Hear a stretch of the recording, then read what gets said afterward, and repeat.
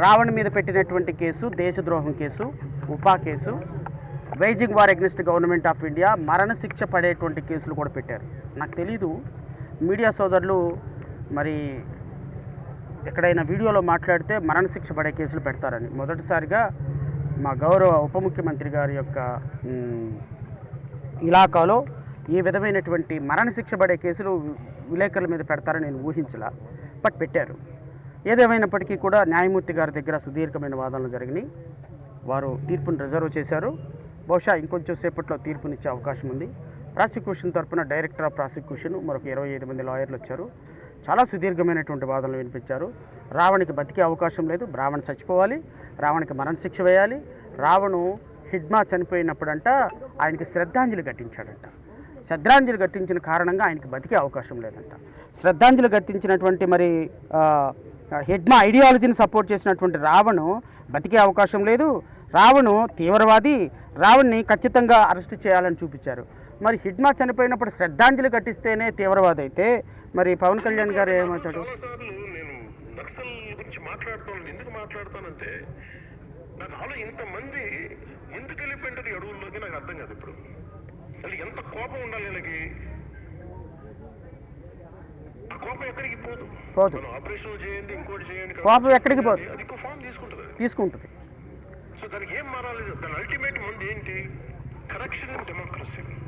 Watts correction in democracy అంటే accountability in democracy, responsibility in democracy. అది చిన్న పదవా పెద్ద పదవా అని కాదు. కోపం ఎక్కడికి పోదంట. ఎక్కడికి పోద్ది? కోపం ఎక్కడికి పోదు. కోపం ఉంటుంది, నక్సలిజం అక్కడే ఉంటుంది, నక్సలిజం ఇంకా ఉంటుంది. మరి ఉప ముఖ్యమంత్రి గారి మీద కేసులు పెడదామా? కేసులు పెట్టి ఉప ముఖ్యమంత్రి గారి మీద ఉపా కేసు పెడదామా? నక్సలిజాన్ని సపోర్ట్ చేశారు కదా, నక్సలిజాన్ని ఇప్పుడే సపోర్ట్ చేసి కోపం ఎక్కడికి పోదు, నక్సలైట్లో కోపం ఉంటుందన్నారు. మరి ఉప ముఖ్యమంత్రి గారిని కూడా నక్సలిజం చేద్దాం. సో ఇది ప్రజాస్వామ్యంలో మంచిది కాదు. ఈరోజు గత 5-6 రోజుల నుంచి రాష్ట్రంలో జరుగుతున్నటువంటి ప్రతి అంశాన్ని ప్రజలు గమనిస్తున్నారు, సామాన్యుడు గమనిస్తున్నాడు, నిరుపేదలైనటువంటి వ్యక్తులు గమనిస్తున్నారు, ప్రజాస్వామ్యవాదులు గమనిస్తున్నారు, సాధారణమైనటువంటి గృహిణులు కూడా గమనిస్తున్నారు. ఈరోజు రాష్ట్ర ప్రభుత్వం ఈరోజు కొన్ని లక్షల కోట్ల రూపాయలు ఖర్చు పెట్టి ఒక సామాన్యుడిని ఈరోజు అరెస్ట్ చేయడానికి ఇంత వ్యవస్థను వాడు. సరే, ఏదేమైనప్పటికీ ఇంకొక అరగంటలో జడ్జిమెంట్ వస్తుంది. రావణ్ అరెస్ట్ అయినప్పటికీ కూడా, రావణ్ రిమాండ్కి వెళ్ళినప్పుడు కూడా రావణ్ మీద ఇంకా 102 కేసులు రెడీ చేసి పెట్టారు. ప్రతిరోజు ఒక పీటీ వారెంట్ వేయాలి, రాష్ట్ర వ్యాప్తంగా అతన్ని బయటకు రానివ్వకూడదు, 1 సంవత్సరం పాటు రావణ్ని జైల్లో పెట్టాలనేటువంటి ఒక దుర్మార్గకరమైనటువంటి చర్యలకి రాష్ట్ర ప్రభుత్వం చేసింది. ఈ కాన్సన్ట్రేషను సుగాలి ప్రీతి చంపేసినటువంటి వ్యక్తుల మీద పెట్టినట్టయితే చాలా బాగుండేది. ఈ కాన్సన్ట్రేషను ఒక పాప చనిపోయింది కదా, ఆ పాప మీద పెట్టినట్టయితే ఇంకా బాగుండేది. ఈ కాన్సన్ట్రేషను రోజుకు మర్డర్, రేపు జరిగి పోలీసు లాకప్లు జరుగుతుంది కదా, దాని మీద పెట్టినట్టయితే సరిపోయేది. సో దాని కేసుల మీద అయితే ఏమి కాన్సన్ట్రేషన్ ఉండదు. సోషల్ మీడియాలో పవన్ కళ్యాణ్ గారి గురించి ఒక మాట మాట్లాడితే మాత్రం కాన్సన్ట్రేషన్ ఉంటుంది. ఏదేమైనప్పటికీ మీరు రాజద్రోహం కేసు పెట్టారు.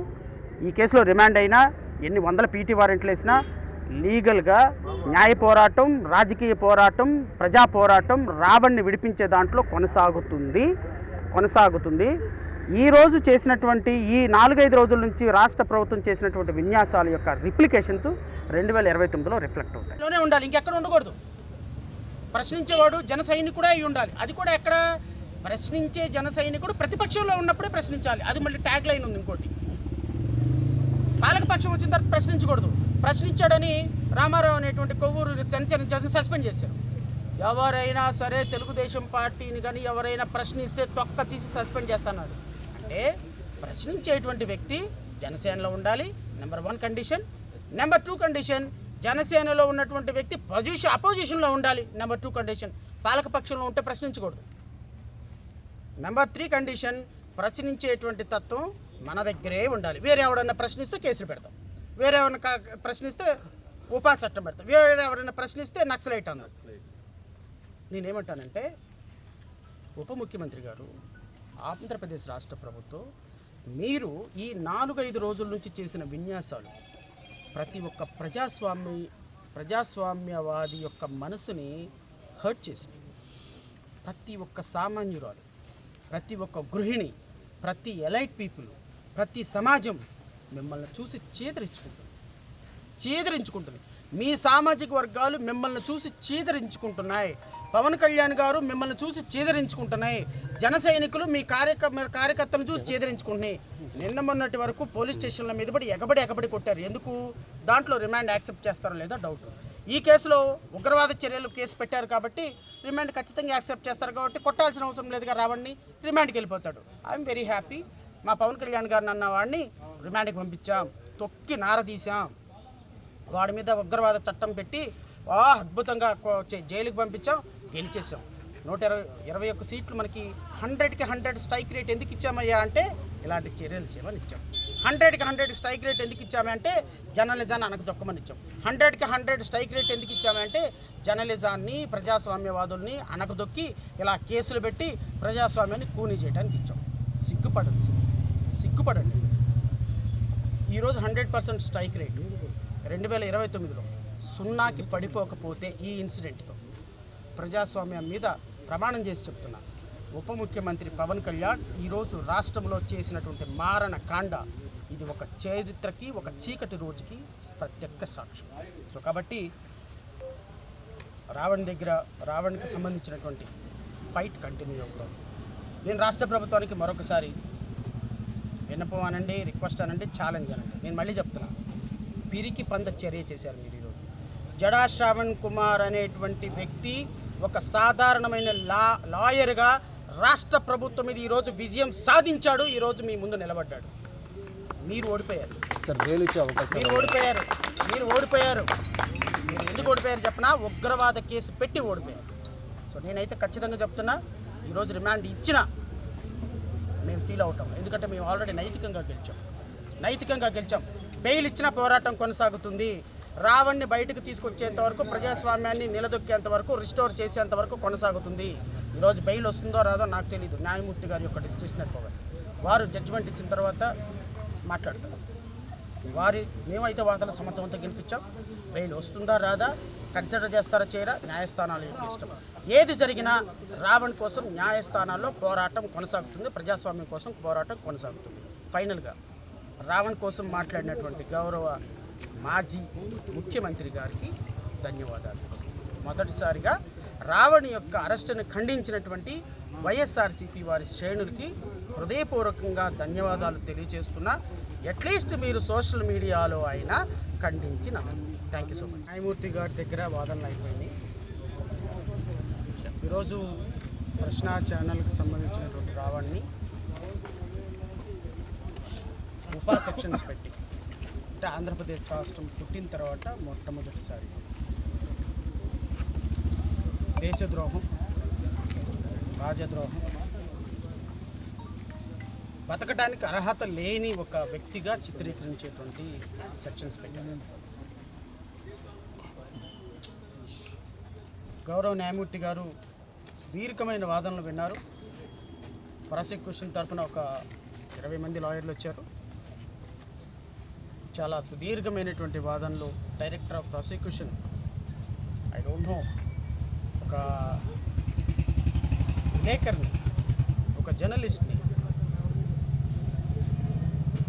దేశద్రోహిగా చిత్రీకరించడానికి రాష్ట్ర ప్రభుత్వం ఒక డైరెక్టర్ ఆఫ్ ప్రాసిక్యూషన్నే వాదనలు ఇచ్చింది. 20 మంది లాయర్స్, పబ్లిక్ ప్రాసిక్యూటర్స్, జిల్లా వ్యాప్తంగా ఎవరెవరైతే నిష్ణాతులు ఉన్నారో అందరిది ఇచ్చింది. పాప రావణ వైపున ఒక చిన్న లాయర్ని నేను ఒక్కడిని ఆర్గ్యూ చేశాను. సో నేను అంత గొప్ప లాయర్ని కాదు, వాళ్ళంత గొప్ప లాయర్ని కాదు, కానీ బట్ నాకు తోచిన విధంగా నేను కూడా గౌరవ న్యాయమూర్తి గారి దగ్గర వాదనలు వినిపించాను. గౌరవ న్యాయమూర్తి గారు తీర్పును రిజర్వ్ చేశారు. ఇంకొంచెం సేపట్లో రావణ్ రిమాండ్కి వెళ్తాడా, లేకపోతే ఈ కేసులో కూడా ప్రజాస్వామ్యం గెలుస్తుందా అనేది తెలుస్తుంది. నేను ఈ రాష్ట్ర ప్రభుత్వాన్ని, ఉప ముఖ్యమంత్రి పవన్ కళ్యాణ్ని ఒక ప్రశ్న అడగవచ్చు. ఏంటంటే, ఉప ముఖ్యమంత్రి పవన్ కళ్యాణ్ గారు ఈ రోజున రావణ్ అనేటువంటి వ్యక్తి ఒక నక్సలైటు అనేటువంటి ఒక ప్రొజెక్షన్ ఉండే ప్రయత్నం చేశారు. నాకు చాలాసార్లు నేను నక్సల్ గురించి మాట్లాడుతాను. ఎందుకు మాట్లాడతానంటే, నాకు ఇంతమంది ఎందుకు వెళ్ళిపోయింటారు 7 రోజులకి నాకు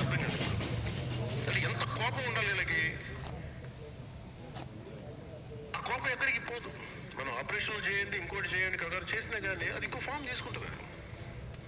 సో దానికి ఏం మారాలి? దాని అల్టిమేట్ ముందు ఏంటి? Correction in democracy. What's correction in democracy అంటే accountability in democracy, responsibility in democracy. ఆ చిన్న పదవా పెద్ద పదవాని కాదు. కోపం ఎక్కడికి పోద్ది? కోపం ఎక్కడికి పోదంట. నక్సలైట్లో కోపం ఉంటుందంట. రావణంట హిట్మా చనిపోయినటువంటి వ్యక్తికి శ్రద్ధాంజలి ఘటించాడంట. హిట్మా భావాలు ఎప్పటికీ ఉంటాయి అన్నాడంట. అందుకు దేశద్రోహి అంట, అందుకు నక్సలైట్ అంట. ఆయన్ని నక్సలైట్ భావజాలాన్ని ప్రతిఘటించేటువంటి నక్సలైట్ అంట. బతికేదానికి అర్హత లేదంట.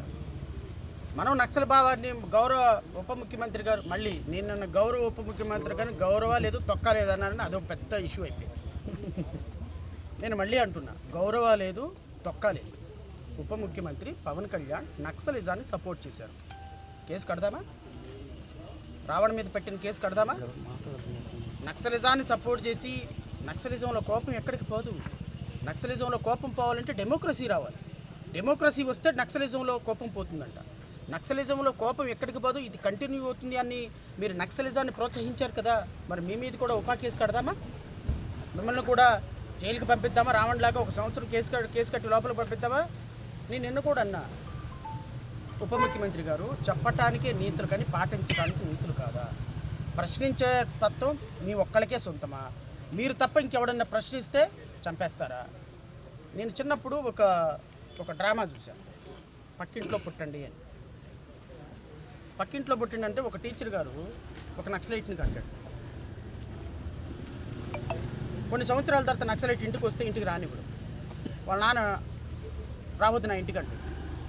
కొడుకు అంటాడు, నాన్న ఎందుకు రావద్దు అంటావు? నేనేం తప్పు చేశాను? నువ్వే కదా అన్యాయాన్ని ఎదిరించమన్నావు, అక్రమాన్ని ఎదిరించమన్నావు, అందుకని ఎదిరించాను, నన్ను నక్సలైట్ అంటున్నారు అంటే, నేను చెప్పిన మాట వాస్తవమే. నక్సలైట్ లాగా అందరిని ఎదిరించాలి, న్యాయం కోసం చట్టం కోసం ఉండాలని చెప్పిన మాట వాస్తవమే. కానీ అలాంటి వ్యక్తి పక్కింట్లో పుట్టాలరా, నా ఇంట్లో కాదు అంటాడు. అంటే పక్కింట్లో పుడితే ఓకే, మన ఇంట్లో మాత్రం ప్రశ్నించేవాడు పుట్టకూడదు. సేమ్ ఉప ముఖ్యమంత్రి గారి పద్ధతి కూడా అంతే ఉంది.